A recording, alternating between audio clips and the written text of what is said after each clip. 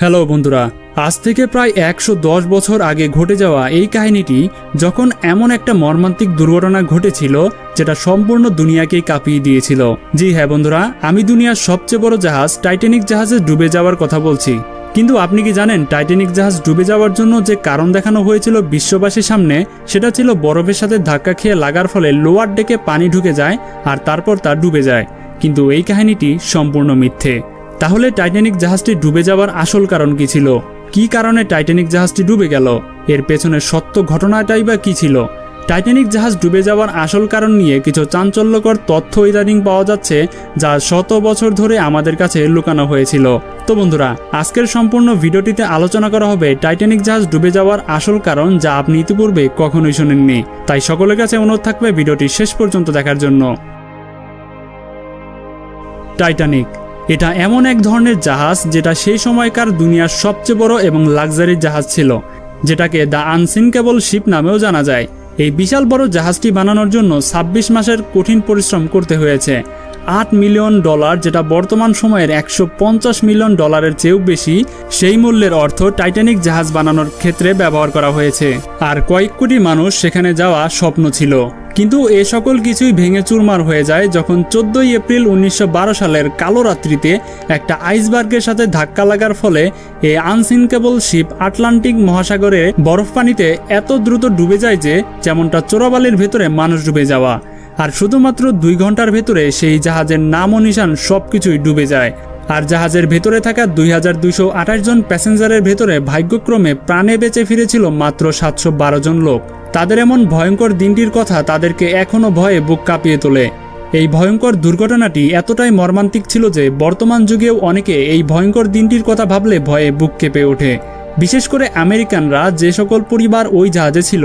টাইটানিকের উপরে আজ পর্যন্ত শত শত বই লেখা হয়েছে আর অনেকগুলো মুভিও তৈরি করা হয়েছে, যেখানে সেই ভয়ঙ্কর কালো রাত্রির দুর্ঘটনাটি সকলের সামনে তুলে ধরা হয়েছিল। কিছু ফ্যাক্ট ছিল আর কিছু ফিকশন। কিছু কিছু লোক ছিল যারা রাতারাতি সুপার হিরো হয়ে উঠেছিল, আবার কিছু কিছু লোকের উপরে দোষ চাপিয়ে দেওয়া হয়েছিল। কিন্তু আসলে ওই রাতে কি হয়েছিল? এত বড় জাহাজ শুধুমাত্র একটা আইসবার্গের সাথে ধাক্কা লাগার ফলে এক নিমিষেই কিভাবে ডুবে যেতে পারে?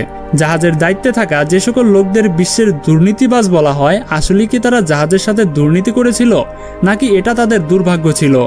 গত ১০০ বছর ধরে আমরা এটাই জেনে আসছি যে টাইটানিক একটা আইসবার্গের সাথে ধাক্কা লাগার ফলেই তা ডুবে গিয়েছিল। কিন্তু আপনি একটু ভেবে দেখুন, এই জাহাজটি বানাতে ২৬ মাস কঠোর পরিশ্রম করতে হয়েছিল। আর ওই জাহাজের ব্যবহার করা সকল টেকনোলজি ছিল একদমই লেটেস্ট। ইকুইপমেন্টগুলো ছিল অনেক শক্তিশালী। তাহলে শুধুমাত্র একটা আইসবার্গের সাথে ধাক্কা লাগার ফলে টাইটানিক কিভাবে ডুবে গেল? ইদানিং এক রিসার্চ থেকে এক চাঞ্চল্যকর তথ্য বিশ্ববাসীর সামনে ফাঁস করে দেওয়া হয়েছে। সেটা হলো টাইটানিক ডুবে যাওয়ার আসল কারণ আইসবার্গ নয়, বরং ওই জাহাজে লাগানো আগুন ছিল। জি হ্যাঁ বন্ধুরা, টাইটানিক জাহাজ সমুদ্রে যাবার পূর্ব থেকেই এর বেসমেন্টে লাগানো আগুন ধীরে ধীরে জাহাজের এক পাশ পুড়িয়ে দিচ্ছিল। এর কিছু প্রমাণ হলো জাহাজটি সমুদ্রে যাবার পূর্বে এক ব্যক্তির নেওয়া এই ছবিগুলো। এই ছবিটা একটু ভালোমতো লক্ষ্য করলে আপনি দেখতে পাবেন একটা বড় কালো ব্ল্যাক হোল জাহাজের এক পাশে দেখা যাচ্ছে। যখন একজন জার্নালিস্ট এই ছবিটি দেখে, তখন টাইটানিক নিয়ে সে আরও বেশি রিসার্চ করতে থাকে। আর রিসার্চ করে তিনি এটাই রিপোর্ট তৈরি করেন যে টাইটানিক জাহাজ ডুবে যাওয়ার আসল কারণ আগুনই ছিল।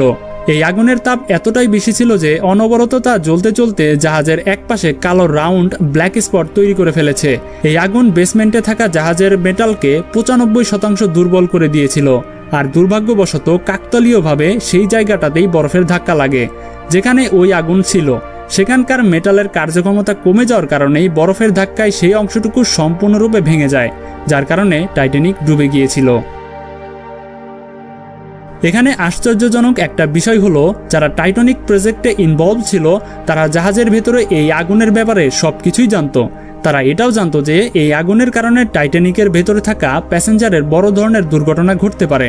কিন্তু যতক্ষণে কর্তৃপক্ষ জানতে পারে এই আগুনের কথা, ততক্ষণে জাহাজের সকল টিকিট বিক্রি হয়ে যায়।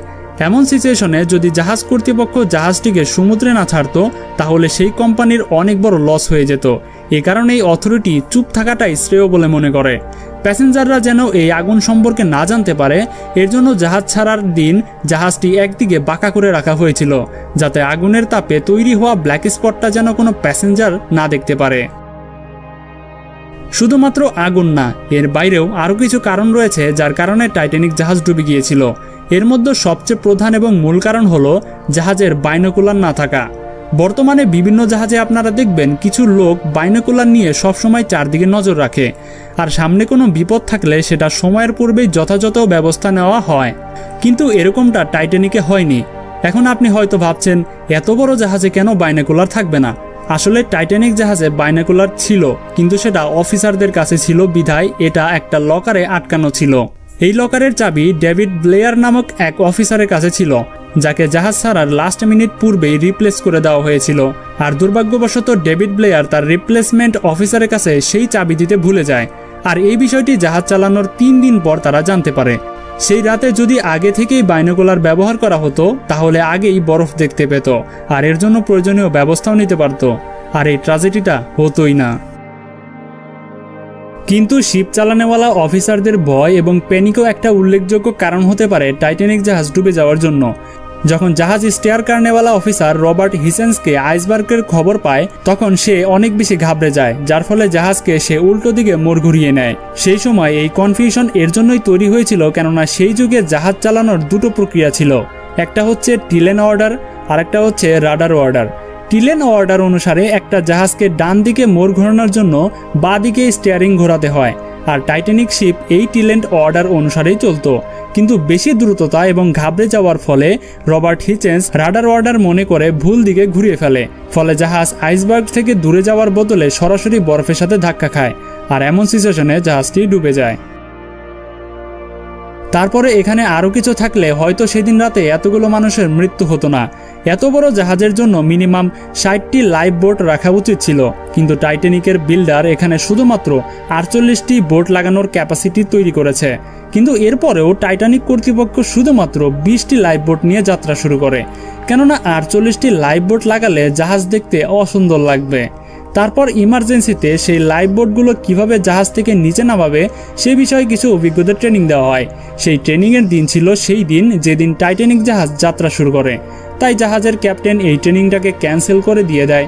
একটা জাহাজ থেকে লাইফ বোট নামাতে সর্বোচ্চ 10 মিনিট সময় লাগবে, কিন্তু কারো কোনো অভিজ্ঞতা না থাকার ফলে সেই লাইফ বোটগুলো নামাতে 30 মিনিটেরও বেশি সময় লেগে গিয়েছিল।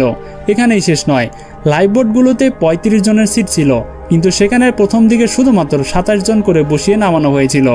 এভাবে ছোট ছোট ভুল সেদিন অনেকগুলো প্রাণ কেড়ে নিয়েছিল। আসলে সেদিন বিধাতাই হয়তো চায় জাহাজটা ধ্বংস হয়ে যাক, তা না হলে এতগুলো ভুল একসাথে মানুষ কিভাবে করে। জাহাজের এক পাশে আগুন লেগে পড়ে গিয়েছে, তবুও সেটা ঠিক না করেই অর্থের লোভে জাহাজ ছেড়ে দেওয়া। জাহাজের লাইফবোট 48টি ক্যাপাসিটি থাকা সত্ত্বেও শুধুমাত্র 20টি লাইফবোট নিয়ে যাওয়া, লাইফবোট নামানেওয়ালা এক্সপার্টদের ট্রেনিং ক্যান্সেল করে দেওয়া, বরফের সাথে ঠিক একই জায়গায় ধাক্কা লাগা যেখানে আগুনে পুড়ে মেটাল আগে থেকেই দুর্বল হয়েছিল। এ সকল কিছু একসাথে করলে দেখা যায় সেদিন মানুষের ভাগ্যটাই ভালো ছিল না। তবে কিছু মানুষের বড় দুর্নীতি এবং বেপরোয়ার জন্য সেদিন এত বড় দুর্ঘটনা ঘটে। ছোট ছোট ভুল কখনোই ছোট করে দেখা যাবে না, কেননা এই ছোট ভুল থেকেই টাইটানিকের এত বড় দুর্ঘটনা ঘটেছে।